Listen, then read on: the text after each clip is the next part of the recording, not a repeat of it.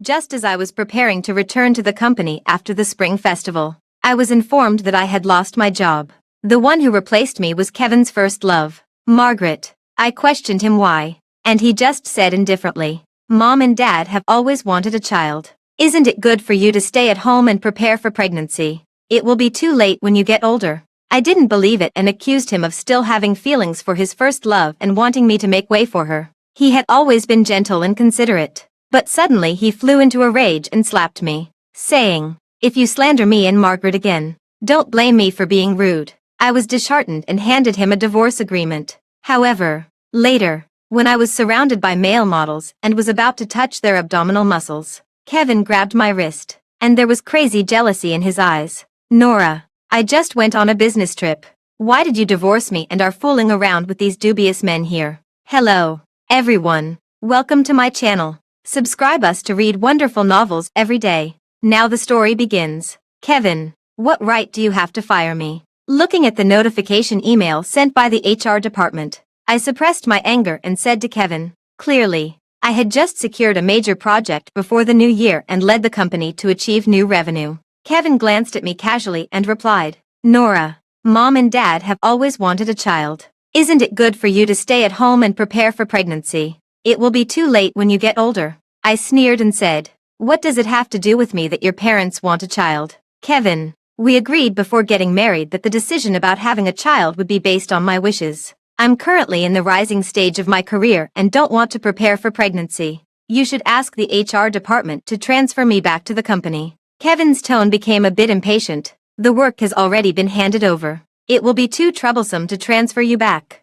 Just focus on preparing for pregnancy, and we'll talk about everything after you give birth to the baby. Just then, Kevin's phone rang. Although Kevin turned off the screen quickly, out of the corner of my eye, I still caught a glimpse of the name. "Margaret," I asked, "what about your parents wanting a child and being afraid of the trouble of personnel transfer? Don't tell me you want me to make way for your first love Margaret who just returned to the country." Margaret was the goddess that Kevin had a crush on during his university days. However, before he could win her heart, she went abroad. She had been abroad all these years and had just divorced her abusive husband and returned to the country recently. Kevin's face changed, and his voice turned cold. He said, "Nora, don't slander Margaret. I'm doing this so that Mom and Dad can have a grandchild as soon as possible. As for her replacing you, it's because I consider her an overseas returnee with both education and ability. Besides, she has just divorced and has no relatives in the country.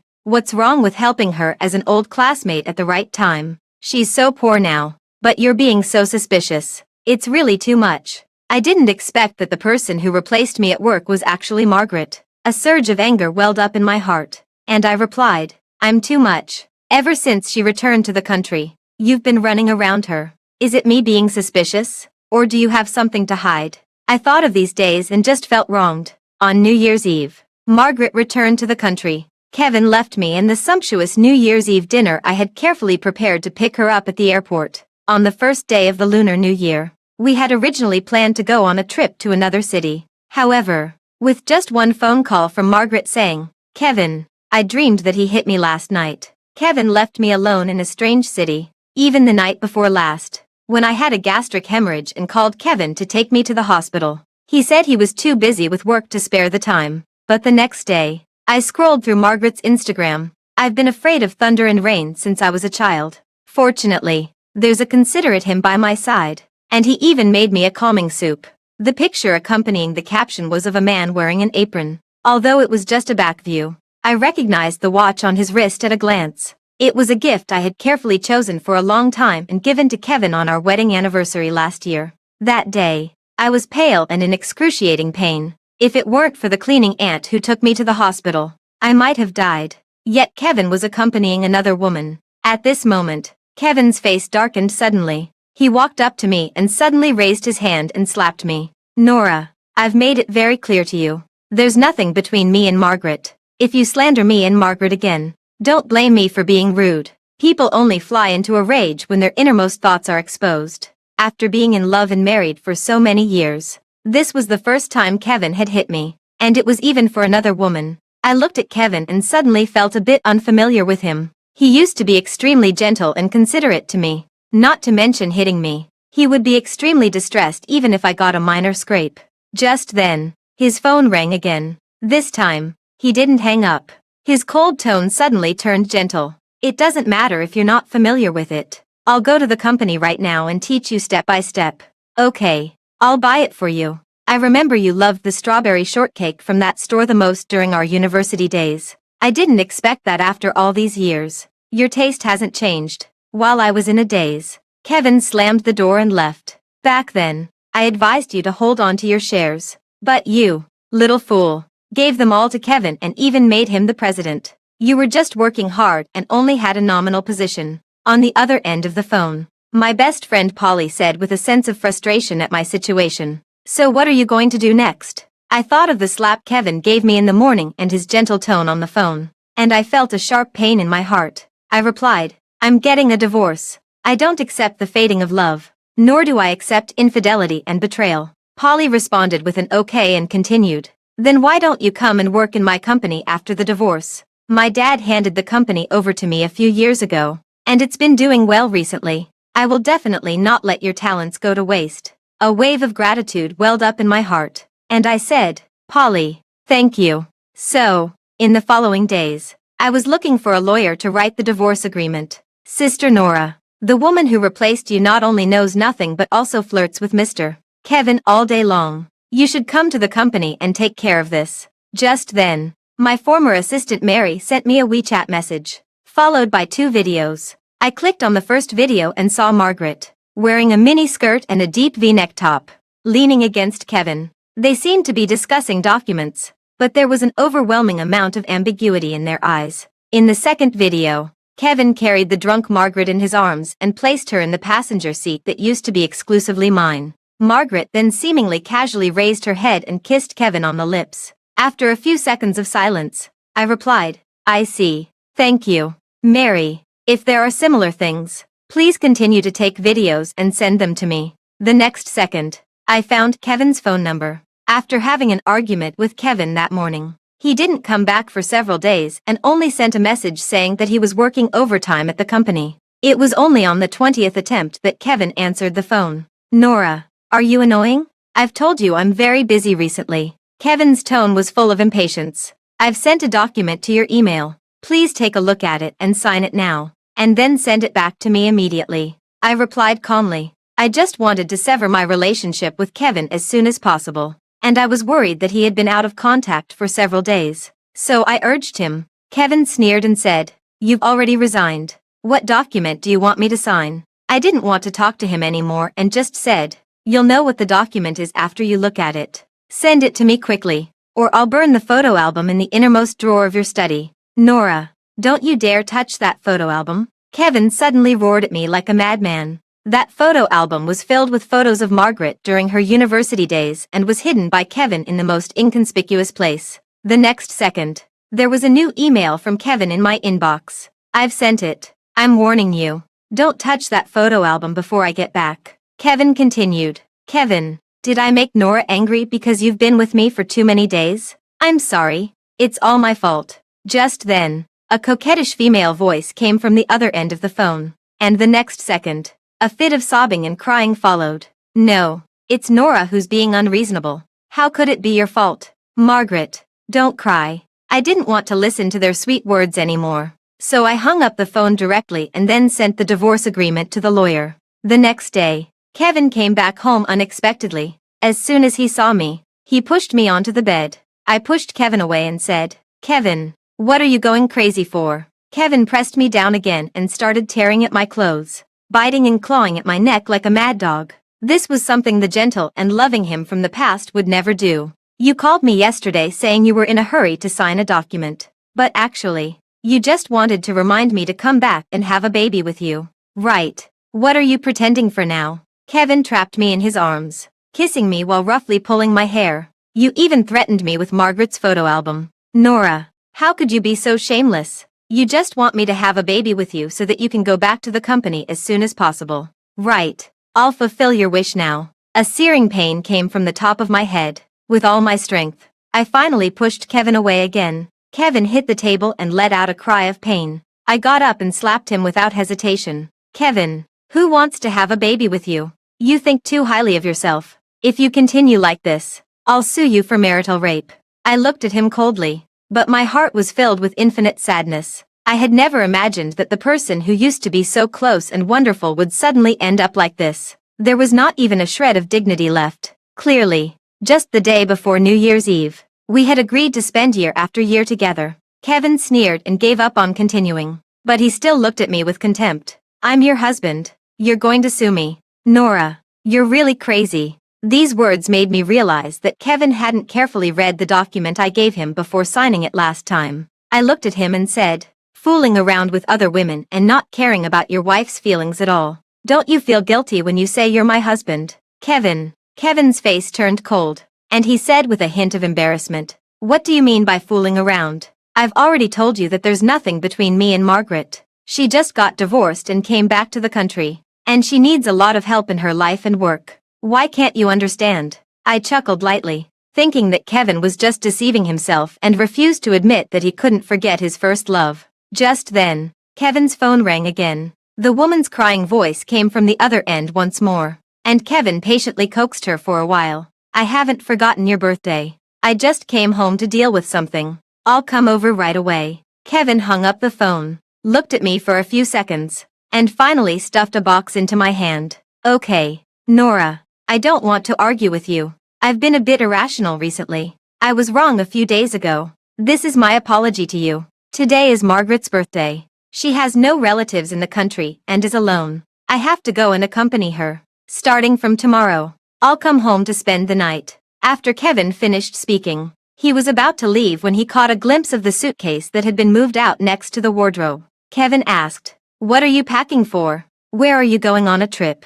I was extremely disappointed in him and didn't want to explain too much. I just replied indifferently, I'm going on a trip with Polly for a few days. Kevin hesitated for a few seconds because I used to be very clingy to him and would have liked to be with him 365 days a year. I rarely went on trips with others during my free time, but the iMessage notification sounds kept ringing one after another. In the end, Kevin didn't ask anything and left in a hurry. The next second, a message from Polly popped up.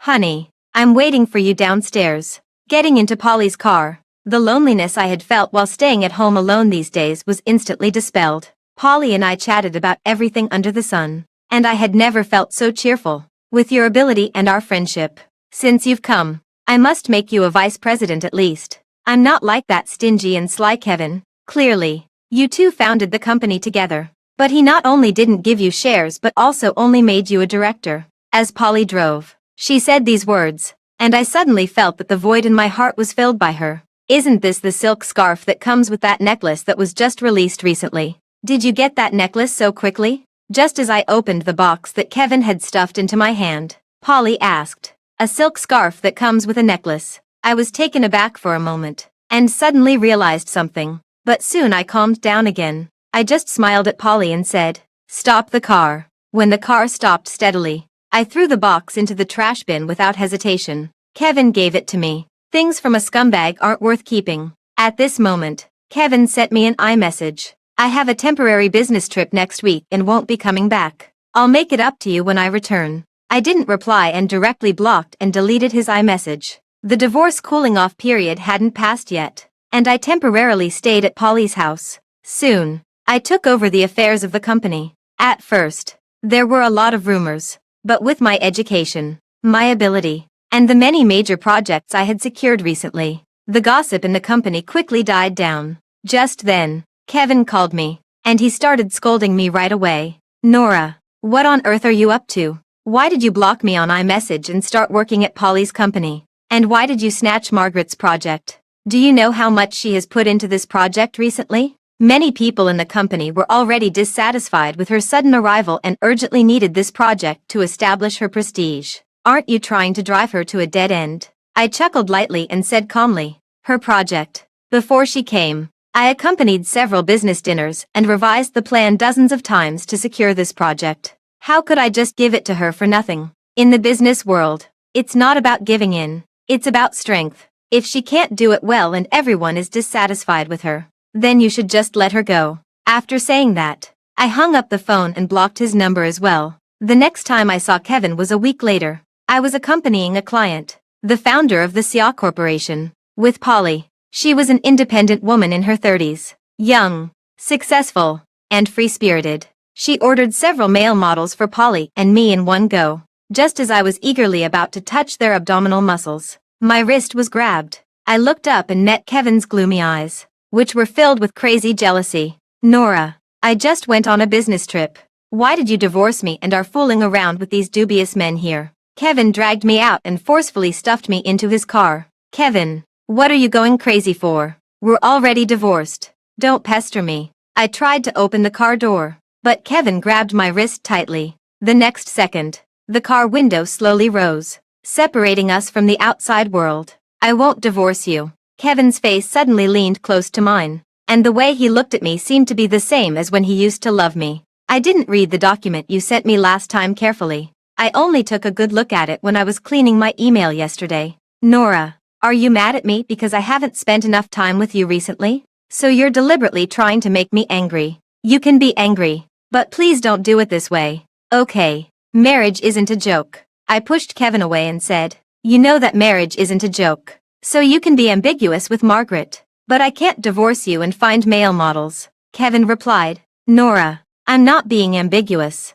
I just want to help Margaret. Kevin tried to kiss me, but I turned my head aside and avoided it. Kevin was taken aback for a moment and seemed a bit hurt as he said, stop being angry about this. I'll clear your shopping cart for you as compensation. Okay. I just found it ridiculous and said, the silk scarf that was a free gift you gave me before, is that also compensation? You gave the necklace to Margaret and the free gift to me. Kevin, there's really no need for that. I have the ability to earn money and don't need you to clear my shopping cart. Kevin looked ashamed and said eagerly, I was in a hurry last time and didn't prepare well. Margaret is an outsider, and it was her birthday. I couldn't very well give her a free gift as a present, could I? Nora, you're my wife. You should be able to understand me. Right. As Kevin spoke, he pressed me down again and tried to kiss me. Just then, there were loud crashing sounds one after another, and the whole car began to shake violently. Kevin rolled down the car window, revealing Polly's furious face. It's this scumbag who dragged my friend away and is trying to do something bad to her. You guys, take him away quickly, Polly said to the two staff members in security uniforms behind her. I opened the car door, and the next second, Kevin was subdued with his hands behind his back. Polly said viciously to him, you scumbag, stop pestering our Nora. I didn't want to entangle with Kevin anymore. I grabbed Polly and turned to leave, but Kevin's shouts came from behind. Nora, the divorce cooling-off period hasn't passed yet. I won't divorce you. We've been together for so many years. I know you're just impulsive. You still love me. I turned around and looked at him, replying coldly, you can go ahead and cause trouble and withdraw the divorce application. But in the end, we will still get a divorce. You're fickle and don't abide by male morality. I won't be with you anymore. I think you're dirty. Kevin applied to withdraw the divorce application, but he didn't know that he was pushing himself into a pit of fire. I sorted out all the videos that Mary had sent me in the past month. Among them, there were videos of the two of them going to hotels and kissing and hugging at company parties. I sent all of them to the lawyer. In the end, Kevin and I still got divorced, and because Kevin had an affair during the marriage, most of the property was allocated to me. I thought that after reaching this point, Kevin wouldn't pester me anymore, but I didn't expect that in the evening after work. I ran into him again downstairs of the company. Kevin was holding a large bouquet of roses and blocked my way. Nora, I know I was wrong. Come home with me. Kevin's words were sincere, and his expression was touching, as if he really couldn't live without me. I looked at him calmly and said, Kevin, we're already divorced. It's completely over. Kevin didn't want to let me go and continued. No, we can remarry even after a divorce. We're not over. We've been together for so many years. Nora, how can you bear to leave me? I don't want you to prepare for pregnancy anymore. I can also let you return to the company right away. As long as you come with me, I'll give you everything. As Kevin spoke, he started crying. I looked at him, feeling nothing inside, and even a bit confused and amused. We had loved each other deeply and gone through many difficulties and setbacks together. But when the moonlight of our youth shone down, Kevin had chosen to give me up, abandon me, and even hurt me. I didn't understand. He was the one who made the choice. So why was he the one regretting it now? I don't need it. What I want, I'll strive for myself. I don't need your charity. Also, I really don't love you anymore. If you pester me again, I'll sue you for sexual harassment. I wanted to leave, but Kevin suddenly knelt down in front of me and couldn't stop crying. I know. Are you still angry about Margaret? I won't contact her anymore. Please forgive me. Okay. More and more people gathered around. I just looked at him coldly and said, if you want to kneel, then kneel. This time, I walked around Kevin without hesitation. Whispers around us gradually increased. That seems to be MS, Jessica's ex-husband. I heard he had an affair and gave MS, Jessica's previous job to his mistress. My goodness, isn't he a scumbag? Such an excellent woman like Miss Jessica is really unlucky to have such a man. For a moment, everyone spoke ill of Kevin. Some even went so far as to pour coffee on him and throw all kinds of garbage at him. Kevin looked at me pitifully, with tears still in the corners of his eyes. I left without hesitation. I felt extremely satisfied inside. I heard from people in the company that Kevin came to look for you again. You didn't change your mind, did you? The next day at work, Polly specifically came to my office to ask me. I smiled and said, how is that possible? Of course, I won't jump out of the fire pit and jump back in right away. Only then did Polly feel relieved and continued. After you left, you took away a large number of clients. Margaret, who replaced you, isn't capable enough and has lost several projects. I heard that the Song Corporation isn't having an easy time recently. No wonder Kevin was so eager to beg me to remarry and wanted me to return to the company. I just smiled at Polly and said, no matter what Kevin and the Song Corporation are like now, it has nothing to do with me. Days passed peacefully, and Kevin didn't come to look for me for a long time. Just when I thought everything was over, I didn't expect that Margaret came to find me. Nora is a poor wretch who can't stand others being loved. And she's also an immoral bitch who specializes in stealing people's business. If you cooperate with her, I advise you to think twice. I was talking about cooperation with a client in a coffee shop when Margaret rushed in like this. As she spoke, she picked up the coffee on the table and poured it on me. This was the first time I had seen Margaret in many years, and she looked no different from the way Kevin had loved her back then. She was beautiful and charming, yet proud and mean. I apologized to the client, made an appointment for the next meeting, and then went back to find her. Nora, you bitch. You're frustrated in love, so you come to mess up my business. You're really shameless. Margaret looked at me haughtily, chuckled, and continued.